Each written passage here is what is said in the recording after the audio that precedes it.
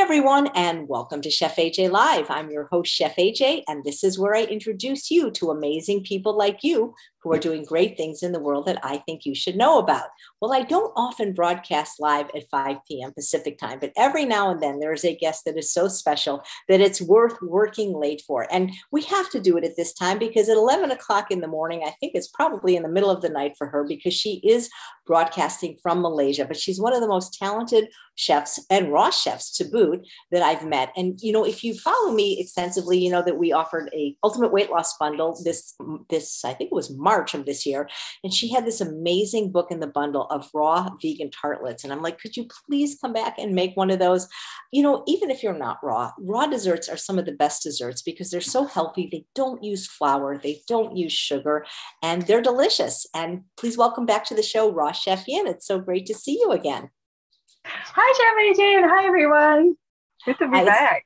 Yeah. Well, thank you. What is that contraption by your left arm? A silver kind of thing? I'm curious. Is it this one? Oh, it's called a Thermomix. So it's actually a food processor and a blender together all in one. And it also cooks as well. It has a heating element. So if you want to make cooked food as well, you can do that as well. So I've been using this since 2015 and I've been really happy with it. But I also have my good old Vitamix as well. So we'll be using both today because we will need to use the food processor function as well as the blender function. I was wondering what that was. You know, I've heard of the Thermomix. Is that popular in Malaysia or with raw food chefs in general? It's quite popular. I think what happened was because the Thermomix is actually from Germany. So it was popular in Europe and Asia. And then I know they started introducing it to US as well now. So I think I know some of the chefs. I think Matthew Kenny was talking about it. Some of the chefs have been talking about it. And it's on like the Master Chef shows as well. So, but yeah, it was a bit slow to come to the US. I'm not sure why. It was, more on the Europe and Asia market. So. That is so interesting. I thought it was maybe like a large water filter or coffee pot. Well, that's cool because I love culinary equipment. Yeah, I remember that. Yeah. So yeah, it's a food processor and blender and kind of like a rice cooker and soup maker and curry maker all in one. Was it difficult to learn how to use? There's a bit of a learning curve, but after a while, it's quite you get used to it. I definitely have heard of the Thermomix. Well, the plate in front of you looks stunning. Do you want to lift it up and put it even closer to the camera? Here you go. So that's the jack, and that's the grape, and then I had some pink guava, so I thought I'll just play around with it. Oh yeah, here you go. Much closer. I'll tell you, I was raw for 2 years, and the best part was the desserts. They raw desserts are just so mostly based in fruit, of course, but they're always stunning looking, you know? Yeah, that's right. That's why I always tell people to start off if they're going raw to start off with raw desserts because it's easy to make. It's very accessible, and people like eating them. They don't miss the cooked version. So yeah. Yeah, that's neat. I love them. So, what flavor are you going to make for us today? Okay, so what I'm going to do is there's 3 components to it. So there is the crust, not the crust, the tart shell, which I'm using buckwheat and apricots. And then I'm going to show you how to make the wild blueberry jam as well. And then I went out to try and get some mangoes, but I couldn't find like ripe mangoes, so this is kind of raw. But I had some mangoes as well, which was but that kind of like it's a bit overripe. But we'll try and work with it and see what we have. And then I also have some grapes as well. So those are the 2 that I'm going to do today. Yeah. I love grapes. I never would think to make a grape tart, but what a great idea. Yeah.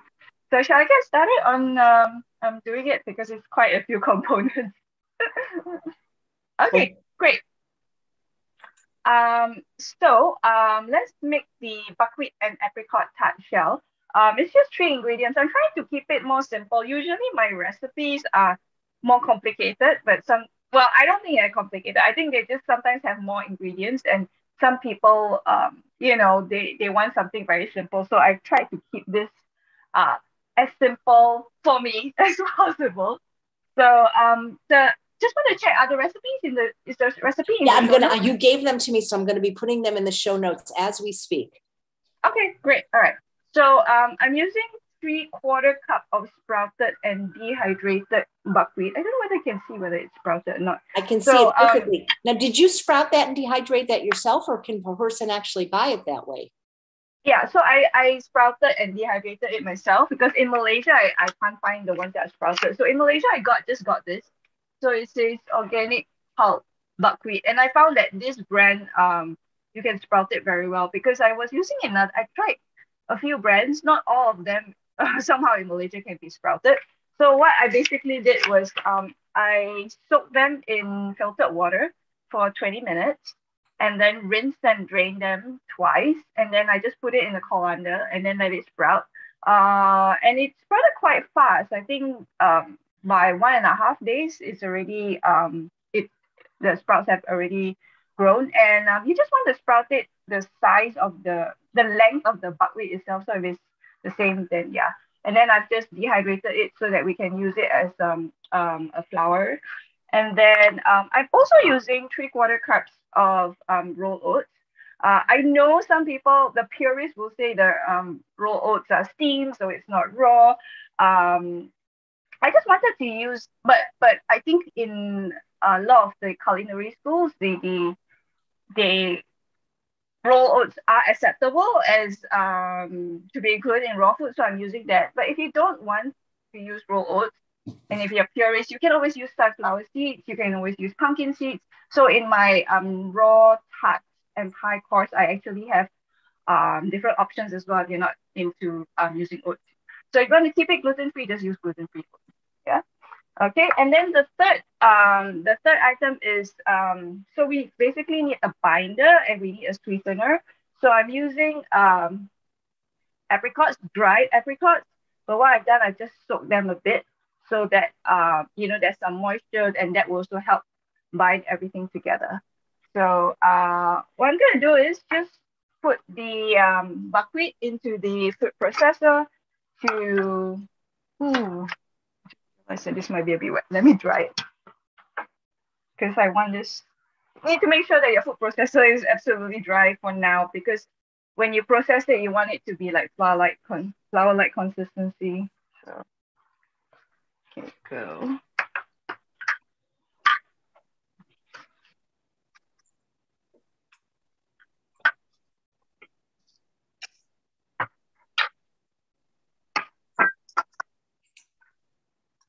So because I'm using a Thermomix, it does process it very fine.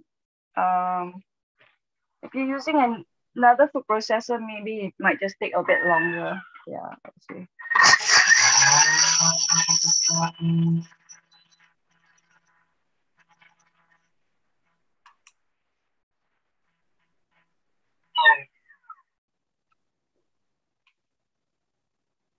I wonder if we had any other chefs come on using the Thermomix, or is this am I the only one so far?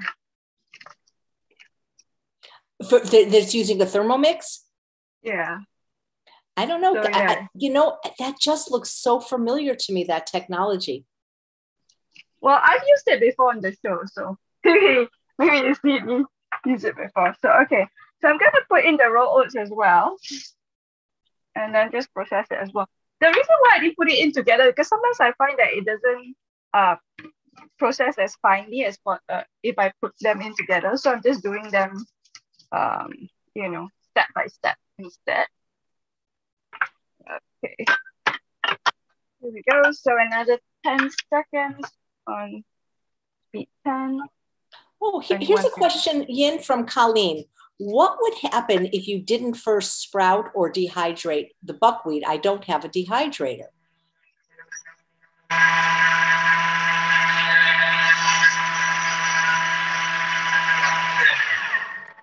Okay, so the sprouting is more for digestibility. Yeah. And also just to get as much nutrients as possible from the buckwheat. You do need, well, if you don't dehydrate it, then you won't be able to process it into this kind of flour. But I remember I have So then your crust, your starch shell won't be so fine. But I know I've made like some other desserts with just soaked buckwheat as well. Yeah, it's a texture thing when it comes to dehydrating. But I mean, if you don't want it to be completely raw, then you can always just put it in your oven to dry up the sprouted buckwheat. Yeah. So I'm using a dehydrator because I dehydrated at 45 Celsius, or that's about 115 Fahrenheit. So that's kind of the temperature that we heat up, the raw foodies heat up their food up till. So yeah, does that answer the question? Yeah, that was that. Thank you. That was perfect. Okay, great. Okay, I'm just trying to get the bits of the cover. Okay, now what I'm going to do is just put in the soaked apricots without the water, but we'll add in some water as well, because if not, it'll need you won't be able to bind it together.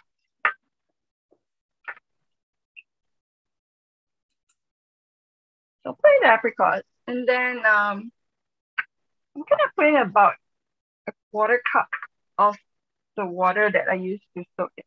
Or you can just use any, of the water. Okay. And then we'll process this one more time. We should be able to get kind of the dough.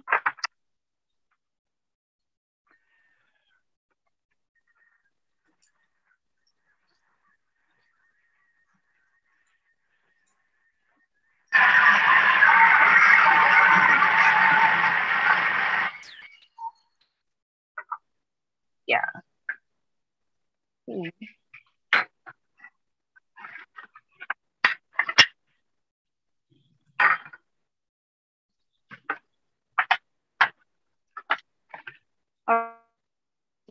It looks like a dough. So we're just gonna, let me get my silicone mat.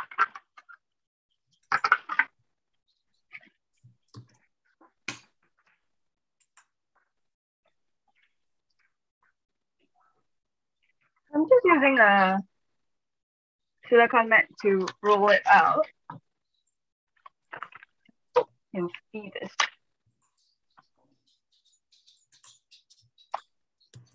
Yeah, I should put this up.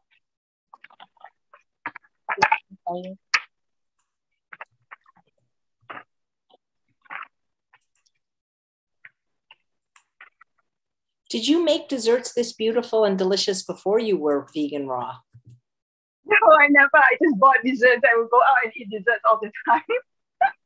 It's really interesting. So I've always loved desserts, but and yeah, that's why I took I've taken many raw vegan dessert classes. I took the Matthew Kenny course. I went to study with, I did a master class with Amy Levin in London. And then I've taken, like, whenever I travel, I try and see where I take classes. But now I realize that because I've been eating so much fruit, I don't crave raw dessert as much. Oh no, why is there someone calling me? Somebody calling you during the live broadcast.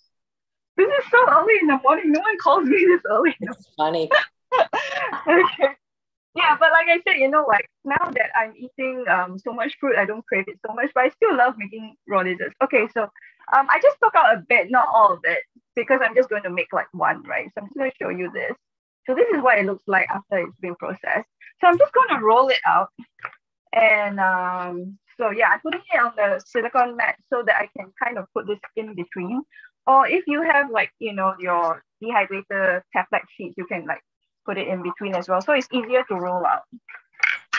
And then I'm just going to use my rolling pin to roll it out. I should use a smaller portion because I'm only going to make one, right? Yeah. So in the recipe, I actually said like roll it out to about 1/4 of an inch, but actually I feel like if it's thinner, it might be better as well, because if it's too thick, it might become a bit chewy. So thinner than that. And then what I'm going to be using for the tart rings is this one.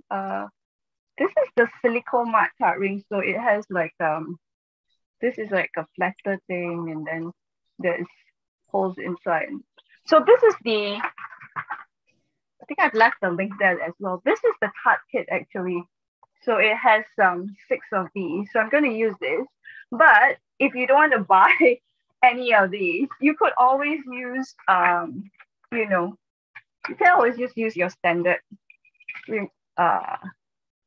yeah, tartlet tins, I suppose, with the, make sure you have the removable bottom because, yeah, for raw desserts, you need that. If not, it might not come out, you know, because I've done that. And then we have this as well. That's pretty nice as well, you know. Okay. They're adorable. Yeah, that's why I like to make them like mini size because they're so cute. And then you can decorate them in whatever size you want. Okay, so what you do is, so now I've rolled it out, yeah, to be pretty thin. And then what you want to do is you want to kind of cut out the dough to be about slightly bigger than this. But I found that I have a tub of my organic superfoods, and this is just a great size to just cut it. So that's what I'm going to do. Oh, Yin, there's a question. How did I find this very talented chef in Malaysia? We met because we were both in Lissa and Chris's raw food bundle a while back, right? Yes, that's right. That's how we first met. It's interesting because I have people sometimes watching the lives that I do and they go like, oh, do you know Chef AJ? So I think that was the first time I heard of you as well. I'm like, oh, who's Chef AJ? Let me look her up. Yeah, so that was before, yeah. So yeah, then I started watching your videos, and then, oh, I love, you know who I really like on your lives? And he's not even raw, Chef Bravo. Oh, right? He's a very talented chef. Oh, yeah. Yeah, he's like my favorite chef on your show. Okay, so now we have, now we have this. Okay. And then what we want to do is you take, oh, you can see this. We need to use just a bit of coconut flour to dust the surface so it doesn't stick. All right. And then we put it down with the thicker part facing down. Then I'm just going to kind of like plonk it in. Plonk it, yeah. And then, yeah. And then very gently. So this might take practice. The first time you do it, it might not be perfect, you know. So it'll take some time. And then just have a bit of water nearby as well for you to. So you can kind of wet the dough and then so it'll help you shape it to fit the heart ring. The thing about, because if I'm making it thinner, it sometimes is a bit fragile. But so you just need to be a bit patient. Okay.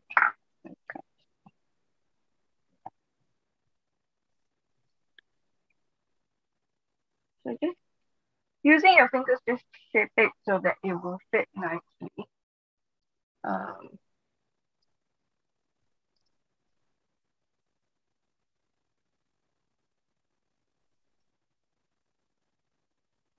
Yeah, you can just use I think I forgot to mention, you can use a pizza cutter to cut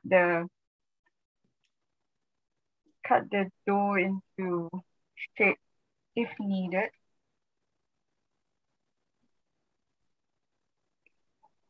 So just make sure that there are no holes as well. Sometimes because I roll it a bit thin, then there's a hole, then you can just add on the additional dough to make sure that there's no holes. So. Okay. So this might take some time, like I said, if you're doing it the first time. And it depends on how perfectionist you are and whether you're like a bit OCD about it. Yin, are there any raw or vegan restaurants in Malaysia? There are vegan restaurants, but there aren't any raw. At one many years ago, when I first started Go Raw, there was another lady. I can't remember her name already. There was a chef who Yeah, there was a restaurant that had a separate raw menu, but they've closed already. Actually, also went to Matthew Kenny. And then I think there was another lady who did her raw chef certification in Ubud, and she also offered some raw items, but I don't know whether she still does that now. That was a few years ago, but right now, currently, not that I know of. There are like salad bars and smoothie bars, juice bars. So that's quite popular. So juices and smoothies very popular. We do have a couple of like 100% vegan restaurants as well, but not when it comes to raw. No. So okay, so now you just want to kind of like lift it up. Let's hope it's not too wet. So that's how it looks like. And then you want to put it onto the dehydrator. So just use your dehydrator tray. Use the one with the mesh sheet and dehydrate this at 45 Celsius or 115 Fahrenheit.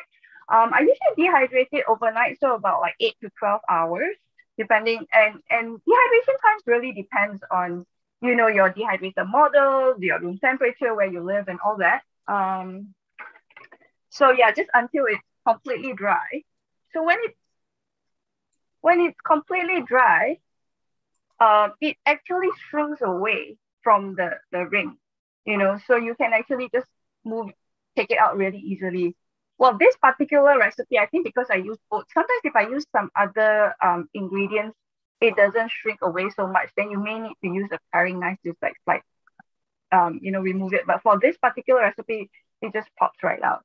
So yeah, so that's how you make your cut shells. All right. And then the next thing we're going to do is the wild blueberry jam. Okay. Let me get the ingredients for that. Yeah.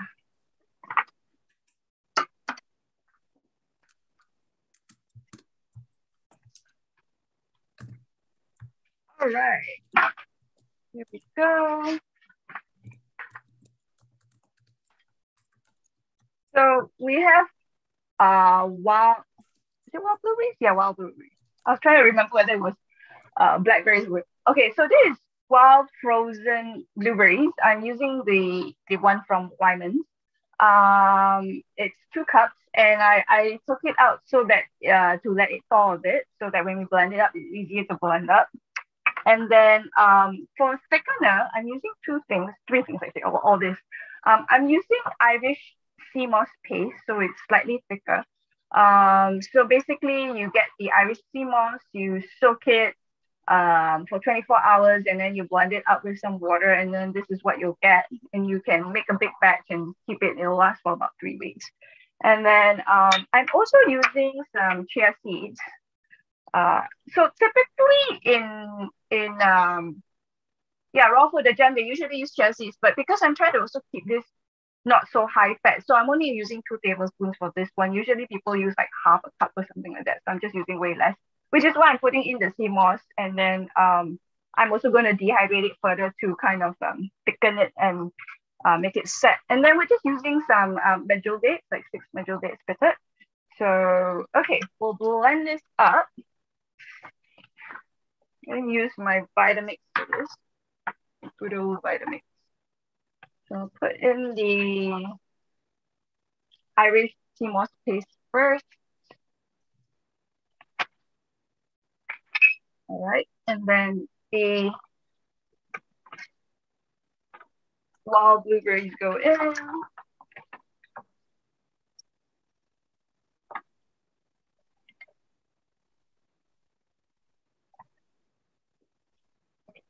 I'm going to blend this first before I add in the dates, because I want to blend this up so that it becomes more of a liquid. Then when we want to blend the dates, it'll be way easier to do so.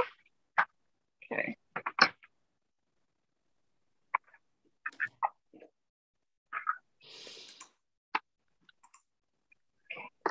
Go. And what's the thing to the right of the Thermomix? Oh, wait, let me blend this first. Oh, sure. Sorry about that.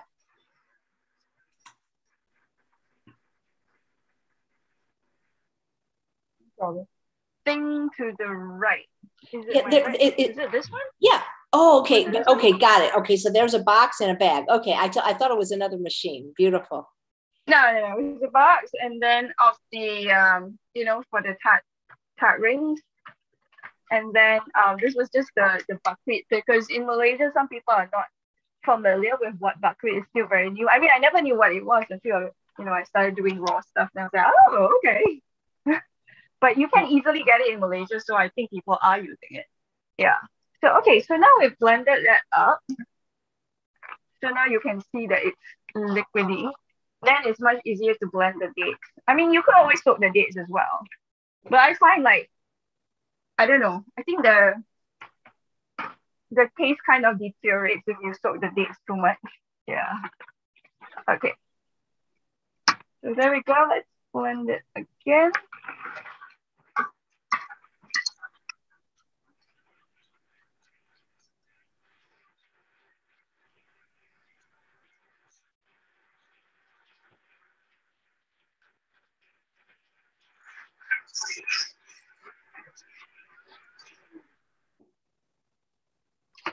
So just blend it till it's smooth. Should be smooth. And then we'll just pour it out into, I guess it's the same container. You can pour it into a bowl.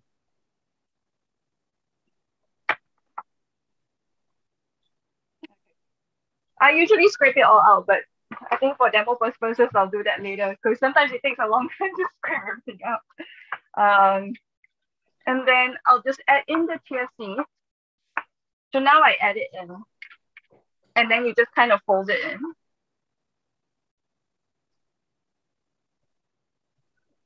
So make sure it's just kind of well combined.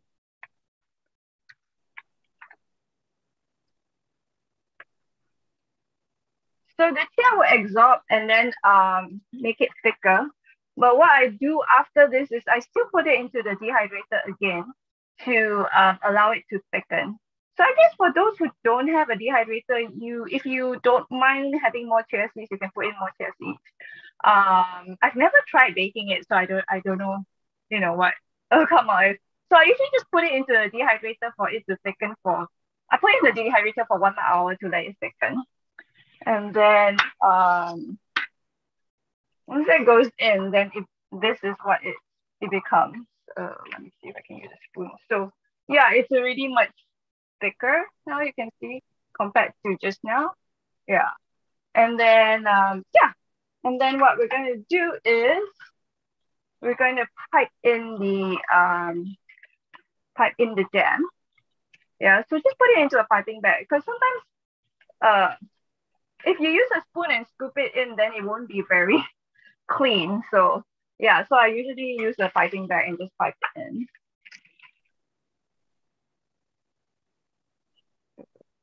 I know that it wouldn't be raw, but if somebody didn't have a dehydrator, could they possibly cook the crust in a low oven? I'm pretty sure they can. I haven't tried it because I don't actually have a proper oven. I may have a toaster oven. Yeah, but I'm pretty sure it can be done. Yeah. For the crust, yes.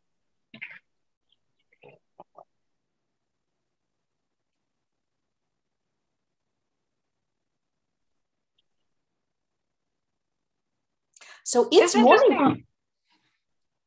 It's early in the morning for you, isn't it, in Malaysia? Yeah, so we started at 8, so it's about 8:30 right now. Is it before or after your breakfast? It's before. I'm only having my breakfast about 10. Yeah. So my boyfriend will be having this for breakfast. So after that, what I usually do, I just use the off-spat spatula and kind of smoothing it out. Yeah. And then after that, what I do is, because it's still not completely set, and I didn't want it too hard because it'll be hard to so I actually put it back into the dehydrator for another 1 hour, so that after that, then it will be set. You see, you can see the difference. This is very set, whereas this is still very so that's set. And then okay, so now this is set, or after that, now this is set.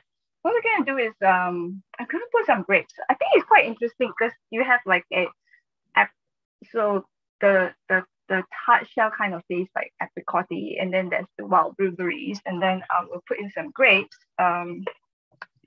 What I've done is you basically so I'm using a combination actually, like mainly green grapes, but there's also one purple one. And I'm going to show you how I'm going to decorate it. Basically, I want to cut it so it has this flower shape. You know how clear you can see it there. But so just use a paring knife, cut it into half. And you basically want to kind of make patterns like across 1, 2, and 3, you know, but you want to kind of like cut it in. So yeah, I can show you. So this is the first one. You kind of cut it in, and okay, why is it not? Can't see. Okay, to get that fit out. And then once it's half, then you want to do another 2 more. So you look like you're cutting it out into 6. So it's kind of like a flower pattern. So that's. You know, when I was watching you put the jam in, I don't know if you've ever heard of something called a thumbprint cookie. Oh yeah, I have. It kind of reminds me of like a giant thumbprint cookie. It does, doesn't it? You're right. It does, actually. Yeah. Jerry's saying how creative you are. And Susanna made a comment about a dehydrator. And I think she's, has anyone used it or liked it? I've had one for about 20 years and I really do use it and I like it. And I'm not raw, but it does do a lot of things that I love to make. Yeah, I'm using the Excalibur 9 tray dehydrator, if anyone's wondering. When I first started, I actually used the small one, which is not the Excalibur, the one that is circular.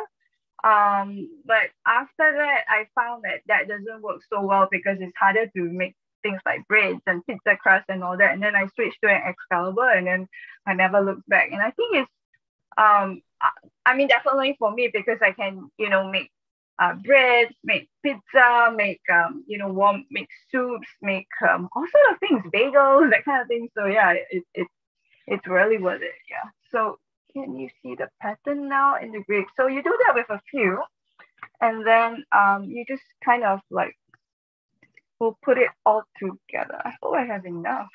Let's see. All right. So let's just do that. I already pre-cut this yesterday.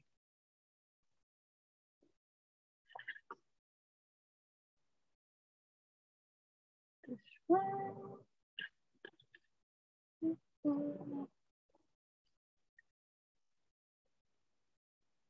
Oh, I think I used larger grapes the last time. Because I was like, how come there's like, hold on.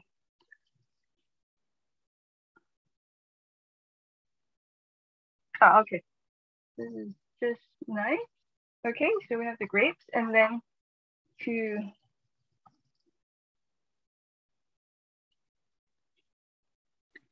make it even prettier, we'll put some edible flowers. Oh, yeah, I remember what I forgot to bring out. I usually have some green as well. So now I'll just show you that. How do you know when a flower is edible?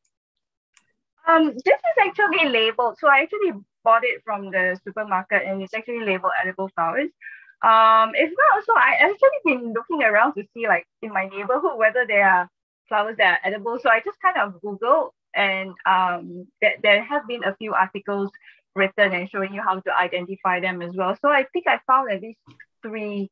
Yeah, like in the neighborhood they grow wild and all that. So, but the ones that I'm using today are definitely edible because I just bought them from the Actually, I asked my teacher because I'm actually taking a food styling course right now from Torah, and she said She said most flowers are edible, but I can't remember what was her thing. She said most of them are, but I think you still need to check.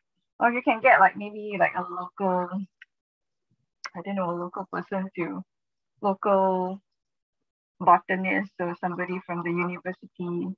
I know I've worked with some people in the, yeah, from the urban diversity thing, and they were talking about wildflowers as well. Yeah, but I think there are records. So yeah, I'll just put in the flowers there. So let's see if I can put it. Let me put it on the plate so you can see that. Okay, so there you go. That's how it looks like. I mean, this looks like something you would buy in a bakery or a restaurant. You're so talented, and your work is visually stunning. Thank you. Yeah, that's my idea. The inspiration came from I remember when I was younger, my family liked to go to the hotel for like Sunday buffet, brunch, or like they have a high tea buffet and all that. So there were always all these really pretty tarts or tartlets, and so that was where my inspiration came from. So that's the one for the grapes. Let's do the mango. You know what? I think everyone wishes you could just buy these somewhere already made. I know. People keep asking me like, "Do you have a shop?" I'm like, "Yeah." I know I've like supplied my desserts to one of the vegan shops previously, but I don't know. I think every time I bake them, I just want to eat them, and then it's a bit tiring to make so many because it's just me. Okay, so this one, so it's the same tart shell and it's the same jam, but let's use the mangoes. Basically, I've just cut up the mangoes into small cubes. Unfortunately, like I said, I actually have like something that is not ripe at all, which I think will be a bit too tart for this tart. And then, we have the mangoes which are overripe, unfortunately, because I went to two fruit stalls, the day before, and I couldn't get them. So anyway, we'll use the overripe ones because these actually like the color is stunning. So let's do that. So yeah, this was really simple. Just kind of like pile them on top. Yeah, and then I should go and get the greens though. Let me get. I forgot to get some thyme. I was supposed to get some fresh thyme to put on top because that would look super duper pretty.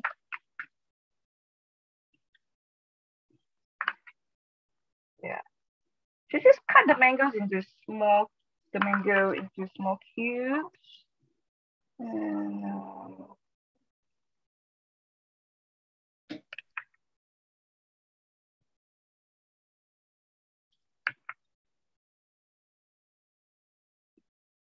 And yeah, just give me a minute. I'm just gonna get something green to garnish it.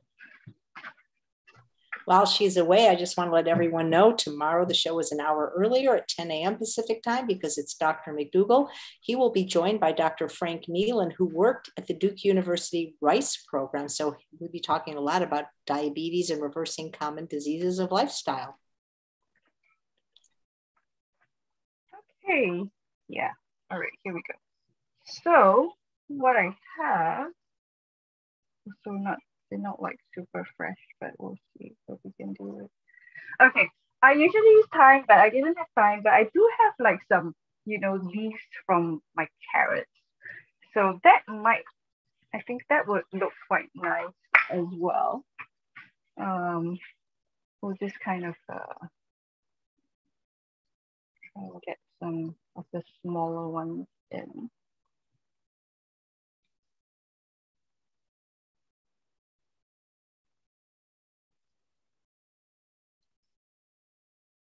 Okay, so you want to kind of put it like, so it's kind of like growing out, so it looks like a tree or a plant, like a natural plant or something. And then that's how it is. So if you want, you could put another flower as well. I would prefer a smaller flower, but I can't seem to find like a, yeah, ooh, maybe purple would look really nice. Yeah, yeah, yeah. So here you go. That's the mango one. It's just stunning. It's almost too pretty. It's almost too pretty to eat. Yeah. Thank you. Thank you. Yeah. So that's what it is. Maybe I'll just talk a little bit about what this one is. This is like this one is jackfruit, fresh jackfruit. I just cut them into strips and then put it all on top. This one is grapes. I just this one's really easy. You just slice the grapes into half and then kind of put it into a circular spiral thing. And then this one I thought was really interesting. Take this out. This, if you see this is actually pink guava. I don't know whether you, so this is the guava. When you cut it into half slices, you actually see there's kind of like a gradient. Yeah, I sliced it, and then I used this is an alphabet cutter. I think it's a fondant, yeah, cutter, and then I just used the letter O, so I could cut it into these shapes, and then I put it on top, and then I thought it was like, oh, that's so cool, that's so fun, yeah. So there you go. Those are your raw vegan fruit tartlets, and yeah, that's how you make them. Does anybody have any questions? I will ask. I'm just curious, and not that this would be any better, but could somebody make it a large one if they had a larger ring?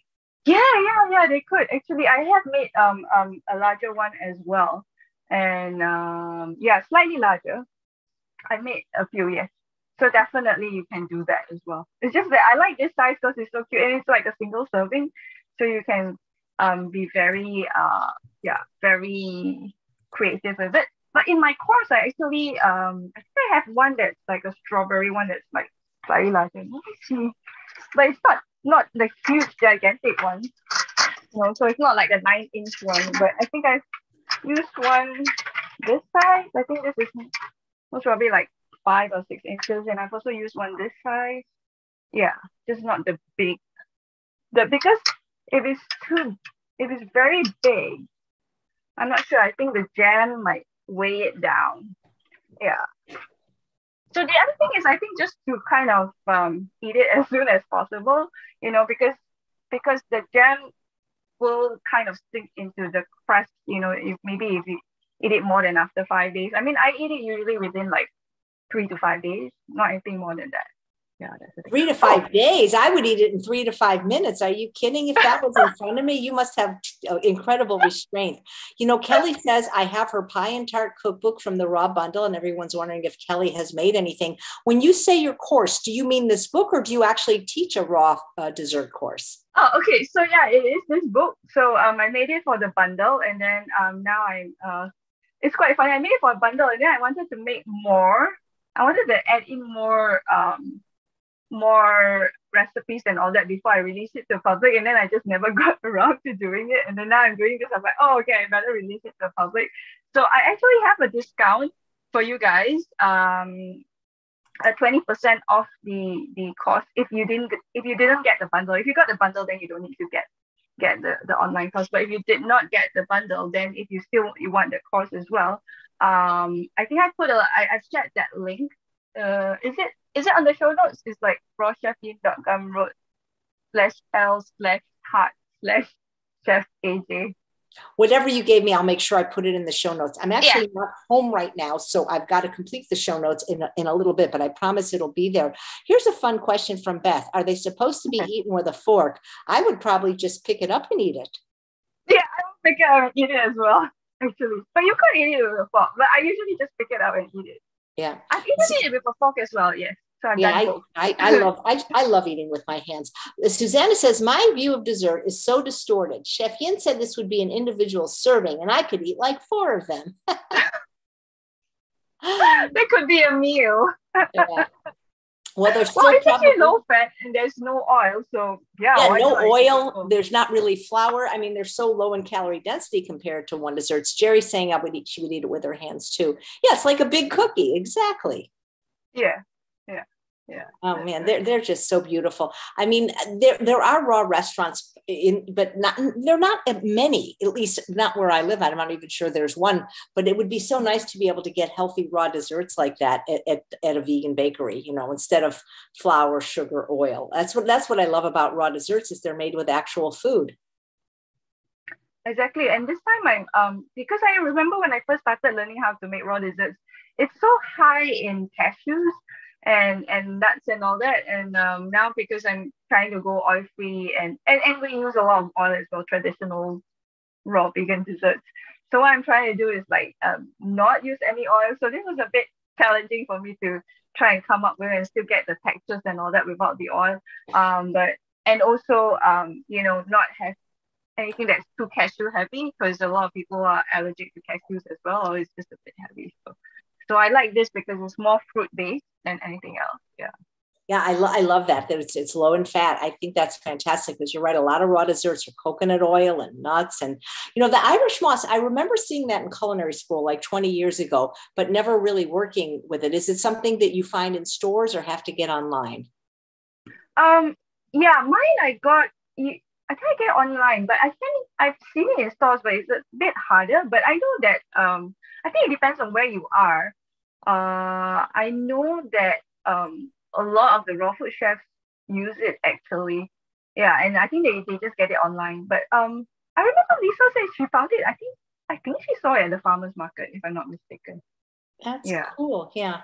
Yeah. It's so interesting how people, that's not an ingredient that most of us grew up hearing about or using it, but it's very fascinating. True. Yeah, it's also something I only learned about it, when I went raw as well. It's like, what is this Irish sea moss? But I think there's kind of like a similar equivalent in Asia as well, because they also use it kind of like it's kind of like they call it, I think, like vegetarian seabird's nest or something. So it's pretty similar. I mean, it's also the algae, and it's also eaten because it's got a lot of nutrients in it as well. Yeah. I don't use it that much. It's just that I think it's because when I started making oil-free recipes, that's when I started using that as well, because then and also low fat, because then I realized like, oh, it acts as a bit of a binder, it acts as a thickener, so that you get that texture that you're looking for without having to use too much psyllium husk or too much oil. That's great. Monarch is saying the tartlets are basically a 4-course meal: appetizer, entree, side, and dessert. Yep. Oh, that's such a great approach to it. Yes, I'll have it. Well, the thing is they're food. You could eat it instead of a meal. It's fruit, it's grain. I mean, it's how healthy can that? It can't get any healthier for sure. Yeah. Totally. So what's next for you?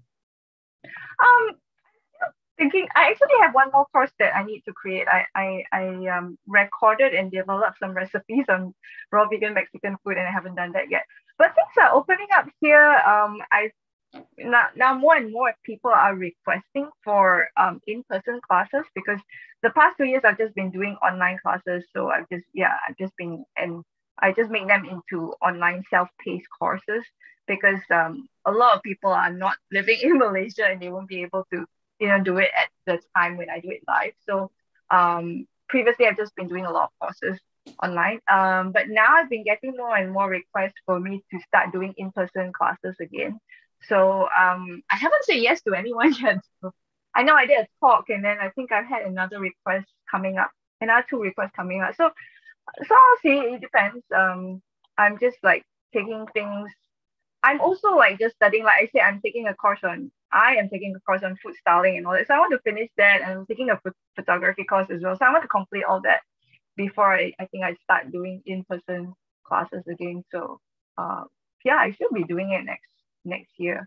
I've been doing some traveling as well, but just in domestic travel, and then we'll see how things go next year when I want to start traveling. Jerry says, oh wait, not Jerry, excuse me. Where did I see it? Yeah, it's Jacqueline. Sorry. Could I use agar agar as a substitute for the sea moss? Um, I haven't tried. It's just that agar-agar you need to heat it up to get it to set. Yeah. So I mean, just thinking like theoretically it will work, but then you will need to. So you see, if I'm not like a purist, so if and I remember actually we did use agar-agar sometimes in our. I do use it in some of my recipes as well. It's just that I think I just find like it's a bit more troublesome because you do have to heat it up to a certain temperature before you can let it set, and because I want to kind of keep it raw, so I need to kind of heat it up and bring it down and all that. But yeah, technically, I think it will work. I wouldn't know like the proportions of it though. Yeah, Nice. but yeah. Wow. That. What about chia seeds? Because chia seeds they could be raw and they can also thicken jam. Yes. Yes, so I mentioned that. So we do use some chia seeds in it. I've just kept the chia seeds low because I just wanted to keep it low fat. So if you don't mind putting in more, then you can just put in more to get it to set better. That's it. But I think just kind of like reducing it in the dehydrated, that would be that would be the Nice. And the jam part you could use for other purposes. Yes, you can definitely. Yeah. Nice. Yeah, your thumbprint cookies or your other desserts as well. Or just spread it on. It'd be kind of cool if you pancake waffles. It'd be nice if you could make the crust. We could just buy the crusts from you and not have to do that part. We fill them ourselves. Well, the recipe is anyone is anyone who wants it, feel free to use it and make it and sell it to Chef AJ and everybody else. Anytime, anybody in Malaysia. When you say you travel domestically, so what is near Malaysia? What countries have you been visiting? I mean, so just within Malaysia, I was up in Penang. That's up north. It's like a 4 to 5 hour drive from where I live, and that's kind of like it's an island, Penang Island. It's kind of like the food capital of Malaysia. So it was nice. I just went up for a holiday, meet up with friends. I mean, I had some meetings as well, but it was it was not so stressful because usually when I'm up there, I'm there to do demos and work, and my boyfriend is performing. So this time we just went up to have fun. Yeah, but I have been asked actually if I wanted to do some demos up in Penang as well. So that's something I just need to prep. I've also been asked to do some pop-ups, like some raw pop-up dining experiences. It's just that it's so much work. Yeah. Do you think you'd ever want to open a restaurant? No, not. I keep getting that question. When are you going to open a restaurant? I'm like, nah. I think I have enough vegan friends, vegan restaurant owners who most of them just tell me not to open one. It's so funny. They're like, yeah, don't do it. I have one or two who are like really passionate and they're like, why not? But I think the majority of them, they just like, I remember, like speaking of Penang, I just went up to Penang. I was at the Brown Poodle Cafe and all that. And she also said like, oh, she's doing it because she wants to spread the word of veganism, right? And it's kind of like a noble cause, but honestly, she said it's not a very good way of making money. Yeah, so I don't think I'm like built to run a restaurant. I think I'll be too stressed and I'll most probably be screaming at everyone. I know. I worked in one for 5 years. It's not all it's cracked up to be, really. It's all hard work and people are hungry and cranky and in a hurry. Exactly. Yeah. Hey, so Amanda says, where can I find your recipes? I used to live in Singapore and miss the flavors of Singapore and Malaysia. Oh, okay. So go to rawchefyin.gumroad.com. I think that's also rawchefyin.gumroad.com. So all my online courses are there. There's one on Malaysian food, there's one on Vietnamese food, there's one on Thai food, and they're all raw vegan. There's one on Indian food and all that. But if not, they can also follow me on Instagram. I'm Raw Chef Yin. I'm also on Facebook at Raw Chef Yin again, YouTube, Raw Chef Yin. So I do lives on all the channels. I do, on Instagram, on YouTube, on Facebook as well. I do share like my free recipes there as well. So they can check that one out. Yeah. Great. And yeah, I do have quite a number of free recipe videos on YouTube, so you can check that one out. That's great. Well, you are really talented, and your presentations are just visually stunning. Susan, I'm going to be putting the recipe in the show notes. I apologize it's not there, but I am not broadcasting from home and I can't do it from the laptop. So I promise you within an hour, please check back and the recipe will be there. It'll give people time to watch the video. What do you think your next book will be? What subject will that be? So I'm thinking I have two ideas. I definitely want to do something that's like Asian desserts, like like the Hong Kong desserts are really pretty, and the Japanese ones are also like super duper pretty and all that. So I'm thinking of doing that. And then the other one I'm half thinking about, because people always say like my food looks like it comes from a fine dining restaurant. So I'm half thinking about whether I want to do that or not. But I'm not sure. I'm still considering that. Like, do I want to do something that's like, maybe like elevate? Yeah. Like just, find raw, like, I guess like raw food made fine dining. Does that make sense? Does that sentence? But something like that. Yeah, something along those lines. So those are, but definitely the Asian desserts. I want to do that. That sounds great. And your Mexican food sounds delicious too, because it's so great what you do. Thank you so much, Raw Chef Yin. You're most welcome, Chef AJ. Thanks for inviting me back. It was fun. Yeah, it's really a pleasure to see you. And I envy your boyfriend getting to eat those in any moment now. I wonder which one he's going to eat first. My guess is he's going to go for mango. I think so too. Yeah. He'll be like, ooh, which one? Or he could probably just take a bite of all of them. Yeah. So he gets the best of everything. Absolutely. They look stunning. Thank you so much, Yin. It's great to catch up with you again. You're welcome. I'll see you another time. I have to see you. Absolutely. And thanks to all of you for watching another episode of Chef AJ Live. Please come back tomorrow, an hour earlier than our usual broadcast time at 10 a.m. Pacific time for McDougall Monday, where Dr. McDougall is going to be talking about reversing common lifestyle diseases like obesity and diabetes. And he'll have a special guest with him named Dr. Frank Nealon, who actually worked at the Duke University Rice Program. It's so funny. And I imagine, well, not now that you're raw, you probably don't eat a lot of rice, but rice has been a staple in Asia for years, and Asians are not overweight. And people in the United States think that rice makes you fat, when, as a matter of fact, this doctor used a rice diet to make people thin. Yeah, that's true. That's very true. Like, it is a staple, and well, we used to have a lot of thin people around. now that there's like burgers and pasta. Yeah. Well, if you ever teach a weight loss class, you could teach Get Thin with Raw Chef Yin. Yeah, that rhymes. Or Thin with Yin. How's that? Thin with Yin, yes. Thin with Yin, totally. Or be thin like Yin. We'll be great. Okay. Thanks so much.